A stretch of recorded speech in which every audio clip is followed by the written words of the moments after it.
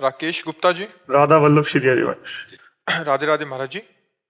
महाराज जी, आपके वचनों के अनुसार किए गए पापों और पुण्यों को अलग अलग भोगना पड़ता है, पर क्या जानबूझकर किए गए पापों को जानबूझकर किए गए पुण्य नष्ट करते हैं? मन इस बात को लेकर भय, चिंता, शोक। ऐसा अनुष्ठान करने पे हो सकता है कि जैसे पाप हो गया है, फिर उसका मोचन करना है हमें, तो फिर उसके लिए कई व्रत हैं, कई ऐसे तीर्थ अनुष्ठान हैं कि आप संगम में जा करके 3 दिन उपवास करके ऐसे स्नान कीजिए, ये पाठ करवाइए। तो कई ऐसे अनुष्ठान, जैसे ब्रह्म हत्या हो जाए, परिस्त्री गमन हो जाए, कई तरह के महत् पाप हो जाए, यदि हो गए हैं और वो जीव अब अंदर से व्याकुल हो चुका है कि मैं अब कभी गलती नहीं करूंगा, लेकिन इसका प्रायश्चित होना चाहिए, तो फिर श्रीमद् भागवत महापुराण का जैसे पाठ है, और संतों को उनकी सेवा कर देना, तीर्थ याटन में जाकर के ब्राह्मणों को बुलाकर विविध शास्त्रों के अनुष्ठान करवाना शास्त्र पद्धति से, तो फिर पाप का प्रायश्चित हो जाता है। या स्वयं जैसे चंद्रायण व्रत है, बड़ा कठोर व्रत, इससे बड़े बड़े पापों का शमन हो जाता है। कि जैसे प्रतिपदा से शुरू किया तो 1 कवल, द्वितीया को दूसरा कवल, ऐसे 1-1, 2-2 कवल, फिर 14 कवल, फिर वहां से फिर आकर के 1 कवल में आ गए। इसे चंद्रायण व्रत कहते हैं। जैसे चंद्रमा घटता बढ़ता है वैसे 1-1 कवल, ऐसे सारे पाप नष्ट हो जाते हैं। तो शास्त्रों में कई, और सबसे ज्यादा महत्वपूर्ण है नाम संकीर्तनम यस्य सर्व पाप प्रणाशनम। भगवान के नाम का कीर्तन करना, नाम जप करना, इससे सारे पाप नष्ट हो जाते। अगर नष्ट ना होते तो भगवत प्राप्ति होती ही नहीं, कोई परमानंद को प्राप्ति नहीं कर पाता। तो इसलिए उसको फिर अनुष्ठान रूप में करे। जब हमें पता है कि हमसे पाप हो गया, जैसे एक बार हम आ रहे थे तो वर्षा का समय था और कच्चा मार्ग था, ये अंधेरा था, टार्च थी नहीं, मांग के खाते थे कोई टार्च, तो पच्च से ऐसे पैर हुआ तो देखा झुक करके मेढक मर गया। हमें लगा कि आज अगर हमारे पास टार्च होती तो हम देख लेते नीचे अंधेरे, पर हमें बड़ा पश्चाताप हुआ। फिर आकर कुटिया में गोपाल शास्त्र नाम का पाठ किया उसके लिए, उस जीवात्मा को प्राप्त हो जो हमसे गलती हो गई। तो अगर हमसे कोई पाप बन जाता है तो उसका अनुष्ठान भी है। गोपाल साहब जितना पाप है उसके अनुसार महापुरुषों से जैसे निर्णय करवा के कि ये करो ऐसा। अब जैसे आप गिरिराज जी की परिक्रमा लगा रहे हैं, पाप नष्ट हो जाएंगे। दंडवती परिक्रमा लगा रहे हैं और पाप नष्ट हो जाएंगे।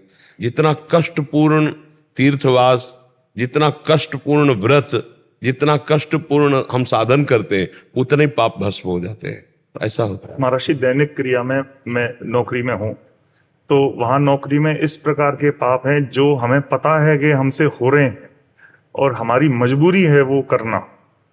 अब उनसे हम बच के नहीं निकल पा रहे हैं, तो उनको हम इस प्रकार से कम करने का प्रयास करते हैं जैसे कोई अनैतिक धन है तो उसे हम कहीं दान पुण्य में लगाएं।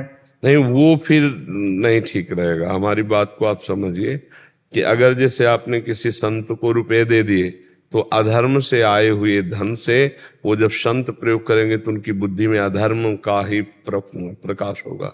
अधर्म ही बार बार प्रेरित करे, गंदी बातें प्रेरित करेंगी। हाँ, ये जरूर है कि अगर अधर्म का पैसा हो तो रोग निवृत्ति के लिए अस्पताल में दे दे या गौ सेवा में दे दे, ये तो चले, लेकिन संतों को अधर्म का पैसा न दे, नहीं तो बुद्धि संतों की खराब हो जाएगी और भजन में बाधा। मंद व्यक्ति को, जरूरतमंद किसी व्यक्ति को कोई आवश्यकता हो, हाँ, ऐसा भी कर सकते हैं। ऐसा, पर हमें लगता है प्राथमिकता पहले 2 की दें। एक तो औषधि, जहाँ ऐसे चैरिटेबल हैं, जहाँ मतलब फ्री में डॉक्टरी की जाती है, या गौ सेवा, गौ समर्थ है वो सब खा पी के, तो हमें लगता है कि ऐसा कर लो। लेकिन कोशिश ये करो कि जैसे कोई गरीब आदमी है, उससे पैसा लिया गया या किसी भी तरह उससे धन, तो उसकी हाय साथ में आएगी, वो दान पुण्य करने से भी नहीं जाएगी। आप कह रहे हैं कि ऐसी व्यवस्था है, आप कह रहे हैं कि ऐसी हमारी व्यवस्था है, हाँ, तो हम उसके लिए नहीं, तो हमें लगता है कि ले ही क्यों, गंदा हाथ करे ही क्यों गंदा हाथ करे, जब हमें धोना ही है तो गंदा हाथ ही हम क्यों करें? जब हमें देना ही है किसी को तो हम गंदा हाथ क्यों करें? जहाँ गरीब लोगों की अव्यवस्थाएं हैं उन व्यवस्थाओं में उनको लगा दो।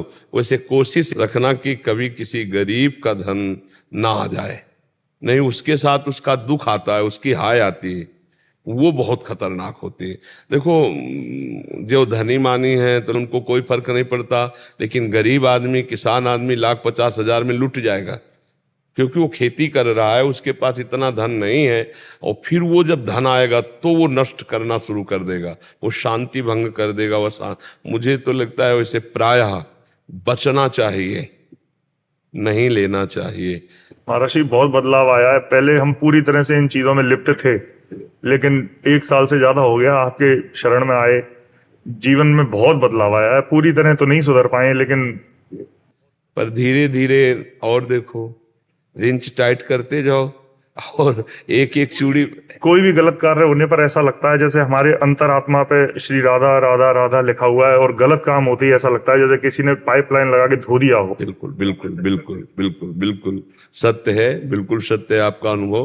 पर बहुत अच्छे आदमी हो, आगे बढ़ो आप। हम देखो आगे बढ़ो, हिम्मत करो, असत रूपी दलदल से निकलो, गंदी बात रूपी दलदल से पूरे निकल जाओ। मनुष्य जीवन निकलने के लिए मिला है, फंसने के लिए नहीं मिला है। हम कह रहे हैं जब हमें हाथ धोना ही है तो हम गंदा क्यों करें? जब हमें देना ही है तो हम दूसरे से ले क्यों? सबसे बढ़िया बात है। हाँ, तो आप देख लो, जिसमें किसी को दुख न पहुंचे और उसके द्वारा जो प्राप्त हो दूसरों को सुख पहुंचे, तो देख लो। इसमें अब हमें तो उस विषय का ज्ञान है नहीं, पर इतना जरूर है कि जहां हम अधार्मिक पैसे की वो हमारी बुद्धि को नेगेटिव ले जाता है, परमार्थ विहीन हमारे विचार आने लगते हैं, भोग वासनाएं बढ़ने लगती हैं और अशांति वाली बातें आने लगती हैं। तो जहां तक हो सके धर्म से चलने की चेष्टा करो, और जब ऐसा कुछ हो तो ऐसी जगह दे दो जैसे हजारों गौएं भूखी प्यासी, तो उनकी पानी की व्यवस्था, भोजन की व्यवस्था ऐसा कर दे। या बहुत से ऐसे लोग हैं कि ऐसे रोग से पीड़ित हैं, औषधि की व्यवस्था नहीं, तो जहां ऐसी व्यवस्था हो वहां थोड़ा सहयोग कर दे, ऐसा कर दे।